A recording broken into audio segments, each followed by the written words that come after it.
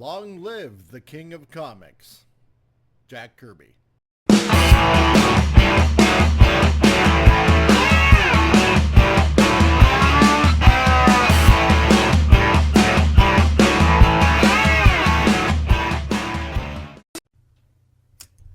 Hey there, fellow geeks and geekettes.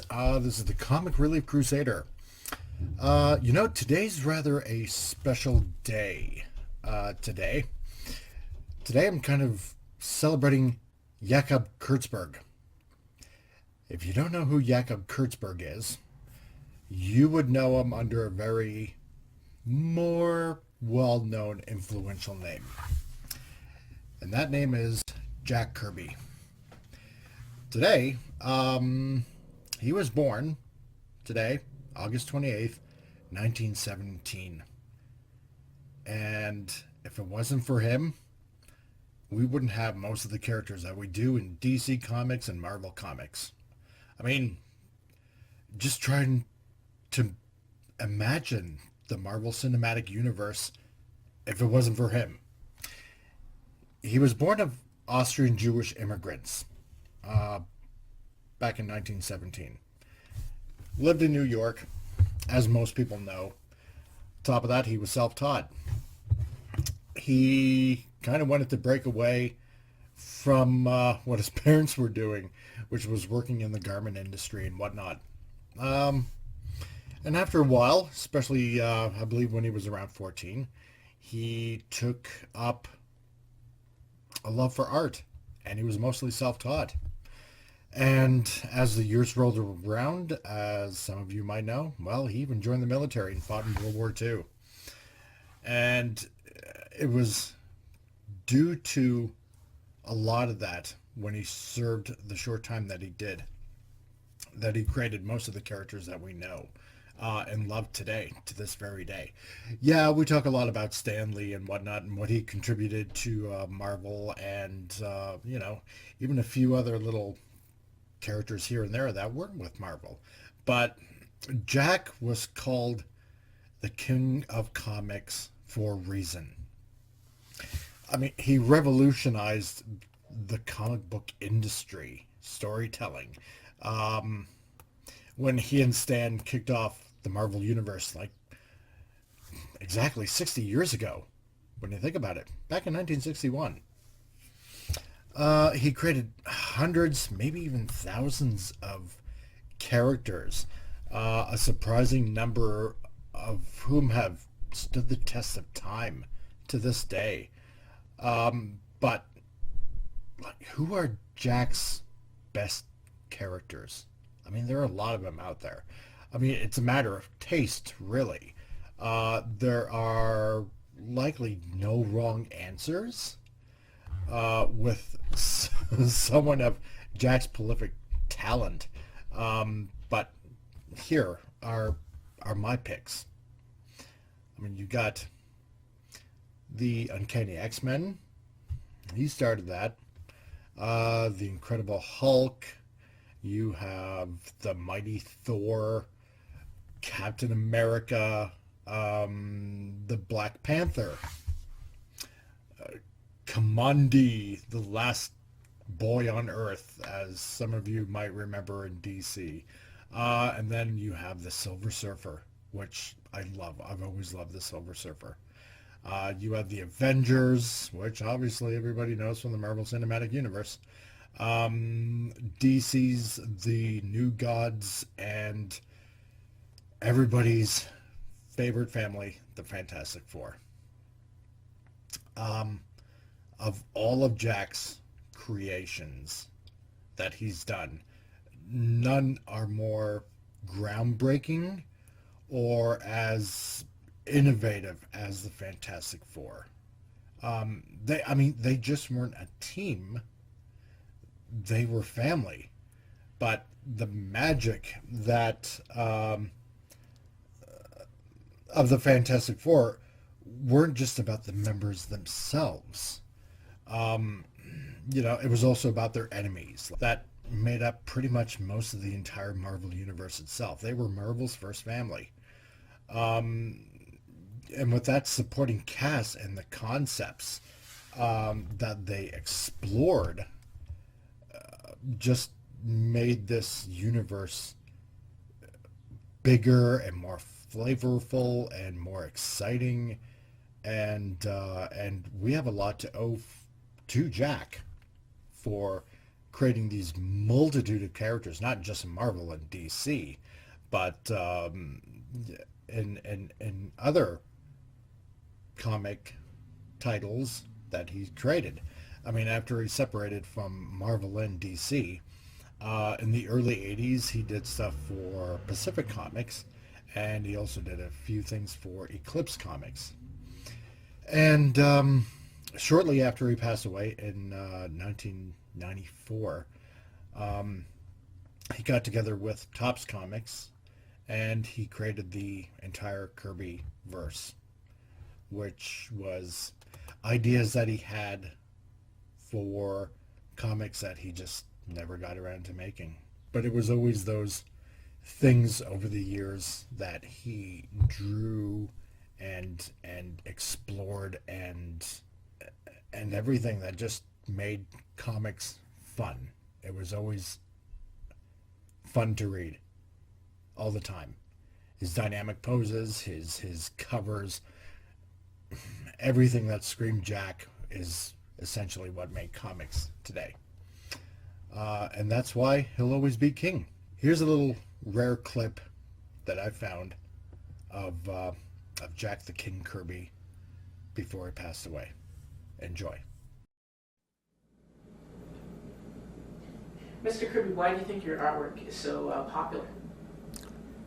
My artwork is popular because it connects with the ordinary person, and they can understand it very easily. And I've always meant it to be so. I've never confined my art to a particular section of humanity. I love people in general. My art reflects it, and that's the way it's always been. And when did you start actually get your first work published? Well, I think I began in the animation field, and I did work for small syndicates, which rapidly went out of business, and so I kept to the animation field. I was involved with the Fleischer Studios. I did Betty Boop, and many of the products that the Fleischer brothers were involved with. But that it didn't last too long, and I went on to other things. I did editorial cartoons for, like I said, smaller syndicates. And at that time, there was a lot of turbulence in Europe, and that became material for my cartoons. And I absorbed that material and reflected it in my work. And so I've always tried to do the timely thing. And the timely thing, I think, is what people understand. I try to stay current, and you'll find my work throughout the years has changed with the times and has fit into the times in which it was drawn. Well, my first comic book work,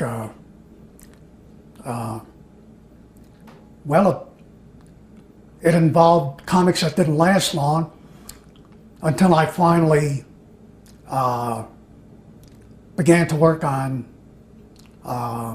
Captain America. I began to work on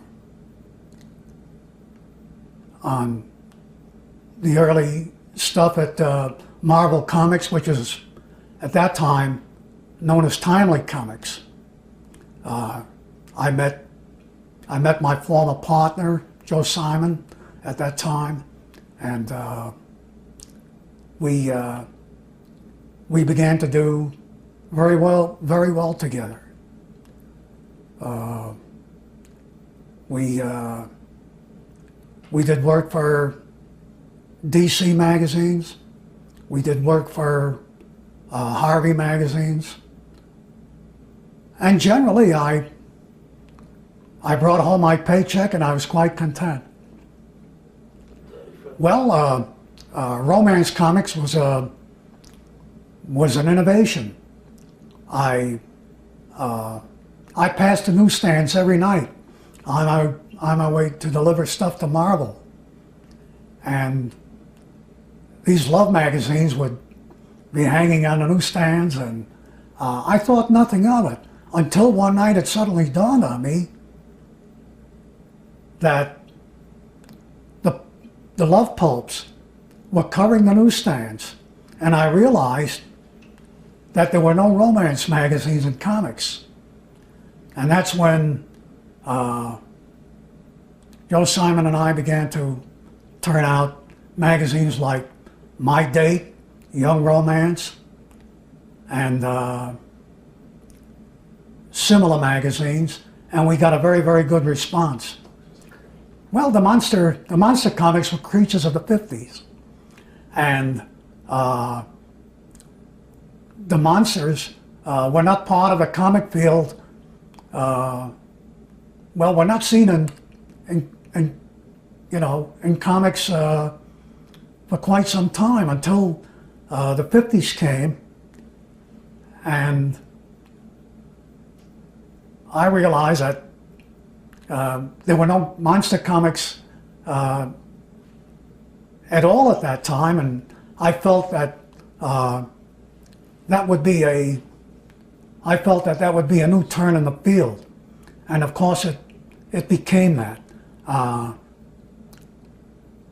began to do monster comics. They sold very well, and I felt justified in my judgment of the times. Well, the Fantastic Four was another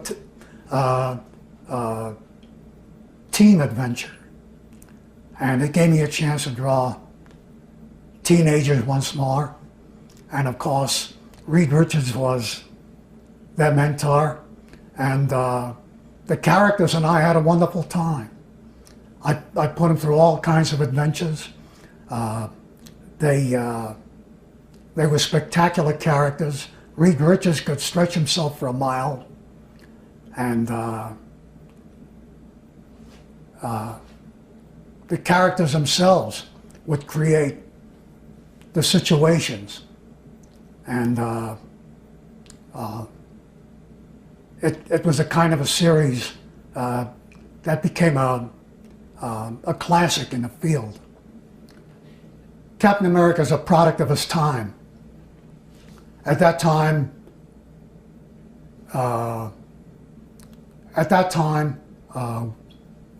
we were on the brink of war. Hitler was grabbing everything in sight, and Captain America just had to come into being because patriotic fervor was everywhere. And so Captain America became the symbol of everything that was happening in America.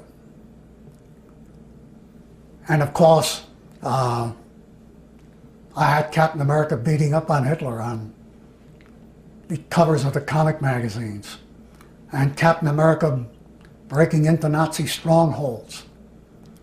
And he did those daring things which Americans dreamt of doing and were on the brink of doing, but we were still biding our time. And of course, the war finally happened, and Captain America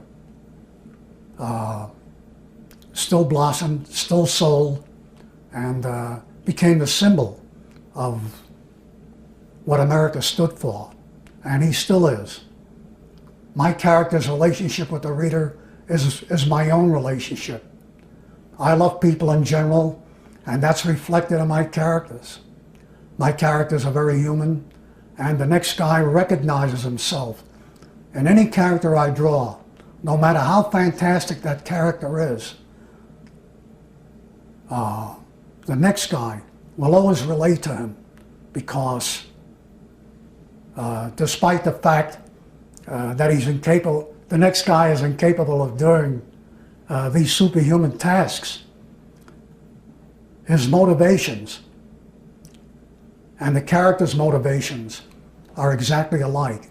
They're human reactions. And the reader recognizes that. And he recognizes that factor even in the villain.